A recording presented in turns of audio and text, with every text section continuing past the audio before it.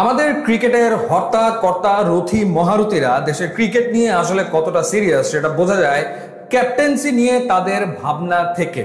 এবং রীতিমতো বাংলাদেশের ক্রিকেটে ক্যাপ্টেন্সিটাকে একটা ফাজলামিতে পরিণত করেছে বিসিবির হর্তাকর্তারা, যার সবশেষ উদাহরণ হচ্ছে আফগানিস্তানের বিপক্ষে যখন লিটন কুমার দাসের অনুপস্থিতিতে জাকের আলী অনেককে অধিনায়কত্ব দিয়ে দেওয়া হয়। রেজাল্ট যাই হোক না কেন, বাংলাদেশ 3-0 আফগানিস্তানের বিপক্ষে টি-20 সিরিজ জিতেছে ঠিকই, কিন্তু এই যে লিটন দাসের অনুপস্থিতিতে বলা নাই কওয়া নাই জাকের আলী অনেককে ক্যাপ্টেন করে ফেলা হলো বিসিবির পক্ষ থেকে, সেখান থেকে বোঝা যায় যে আসলে অধিনায়কত্বের ব্যাপারে আমাদের হর্তাকর্তারা কি ভাবেন।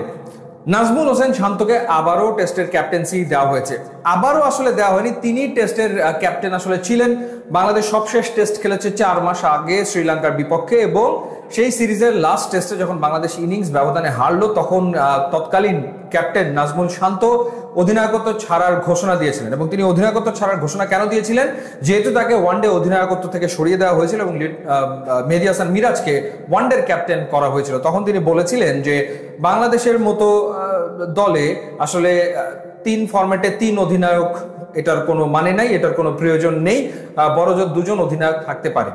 ঘটনাটা শুরু হয়েছিল 2023 থেকে, যখন 3 ফরম্যাটের জন্য নাজমুল শান্তকে ক্যাপ্টেন করা হয়। তখনও আসলে বিবেচনা করা হয়নি যে আসলে টি-20 ফরম্যাটে নাজমুল শান্তর ব্যাটিং কতটা উপযোগী এবং তিনি আসলে লম্বা সময় ধরে একাদশে নিজের জায়গাটা ধরে রাখতে পারবেন কিনা। সেই বিবেচনা বোধ না থেকেই তাকে টি-20 ক্যাপ্টেনও করা হয়, এবং পরবর্তী সময় দেখা গেল যে না, আসলে নাজমুল শান্ত টি-20 ব্যাটিংটা হচ্ছে না, তিনি আসলে ক্যাপ্টেন কোটায় খেলছেন, এরকম একটা অবস্থা হয়ে গেল।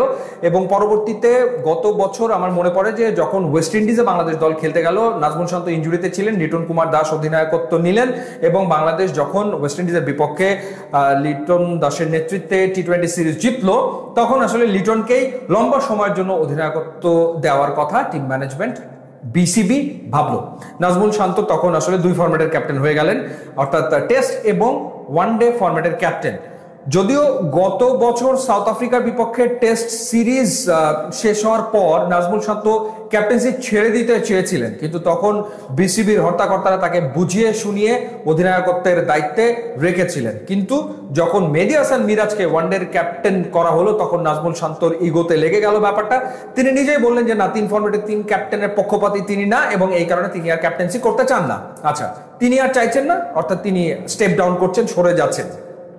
এখন আবার বিসিবির পক্ষ থেকে বিসিবি সভাপতি বর্তমানে আমিনুল ইসলাম বুলবুল এবং নতুন বোর্ড গঠন করা হয়েছে, সেই বোর্ডের পক্ষ থেকে নাজমুল শান্তর সাথে যোগাযোগ করে তাকে আবারও অধিনায়ক 2027 সাল পর্যন্ত করা হয়েছে টেস্ট ফরম্যাটে। এবং এখন আবার নাজমুল শান্ত নিজের অবস্থান থেকে সরে এসছেন, অর্থাৎ আগে বলেছিলেন তিনি 3 ফরম্যাটে 3 ক্যাপ্টেন পক্ষপাতী না, এখন আবার তিনি এটাকে গ্রহণ করে নিয়েছেন এবং 2027 সাল পর্যন্ত বাংলাদেশকে টেস্টের নেতৃত্ব দেবেন নাজমুল শান্ত। প্রতিটা ক্ষেত্রে এই যে ক্যাপ্টেন নির্বাচন প্রক্রিয়াটা যদি আপনি দেখেন, এখানে ভুলে ভরা আসলে প্রক্রিয়া। এই যে যখন শুরুতে 3 ফরম্যাটে তাকে ক্যাপ্টেন্সি দেওয়া হয়েছে, তখন বিবেচনা করা হয়নি নাজমুল শান্ত আসলে টি-20তে দলে টিকে থাকতে পারবেন কিনা, তার ব্যাটিং নিয়ে ভাবা হয়নি, তাকে ক্যাপ্টেন্সি দিয়ে দেওয়া হয়েছে। এরপরে তাকে ওয়ানডে ক্যাপ্টেন্সি থেকে কেন, কি কারণে সরানো হয়েছিল এবং তাকে না জানিয়ে কেন মেহেদী হাসান মিরাজকে ক্যাপ্টেন করা হলো, সেটাও রীতিমতো একটা ফাজলামি ছিল, বিসিবির একটা ভুল সিদ্ধান্ত ছিল, কোনো সন্দেহ নাই। এবং মেহেদী হাসান মিরাজ ওয়ানডের ক্যাপ্টেন্সি নেওয়ার পর দলের অবস্থা তো আপনারা দেখতেই পাচ্ছেন, বাংলাদেশ ওয়ানডে জিততে পারছে না। সবশেষ 12-13টা ওয়ানডে খেলে বাংলাদেশ জয় পেয়েছে 1টা না 2টা ম্যাচে, সব ম্যাচ হেরে যাচ্ছে, এরকম একটা অবস্থা। তো সেই অবস্থায় নাজমুল শান্তকে যে ক্যাপ্টেন্সি করতে চায় না, বারংবার যে অনুরোধ করেছে তাকে যাতে ক্যাপ্টেন করা না হয় বা সে ক্যাপ্টেন্সি ছাড়তে চায়, তাকে বুঝিয়ে শুনিয়ে আবার ক্যাপ্টেন্সি আসলে দেওয়া হয়েছে। মানে ক্যাপ্টেন্সিটা কি মোয়া হয়ে গেছে, বা বুঝিয়ে শুনিয়ে দিতে হবে। যেখানে প্লেয়াররা ক্যাপ্টেন হওয়ার বাসনা প্রকাশ করে বা ক্যাপ্টেন হতে চায়, সেখানে এখন বাধ্য হয়ে নাজমুল শান্তকেই টেস্টের ক্যাপ্টেন করার সিদ্ধান্ত নেওয়া হয়েছে। তো যাই হোক, সে ক্যাপ্টেন্সি করুক, কোনো অসুবিধা নাই, তবে এই হুটহাট করে অল অফ এ সাডেন বিভিন্ন জনকে ক্যাপ্টেন্সি থেকে সরিয়ে দেওয়া এবং এই ক্যাপ্টেন্সি নিয়ে বিসিবি লম্বা কোনো পরিকল্পনা না থাকা, এটা আসলে এক ধরনের উদাসীনতা এবং দেশের ক্রিকেটের ব্যাপারে কর্তারা যে আসলে মানে খুব গভীরভাবে ভাবেন না, সেটিরই আসলে আমার মনে হয় বহিঃপ্রকাশ। কয়দিন পরে দেখা যাবে আবারও অধিনায়কত্ব নিয়ে প্রশ্ন উঠবে এবং অধিনায়ক চেঞ্জ করার জন্য মানে কাজ করতে হবে বিসিবি কর্তাদের। আমার তো সেটাই আসলে মনে হচ্ছে, এটার আসলে একটা সমাধান হওয়া দরকার। ইউটিউব ইনস্টাগ্রাম লিঙ্ক দেওয়া আছে, আপনারা যোগ দিলে খুবই খুশি হবে। And thanks for watching.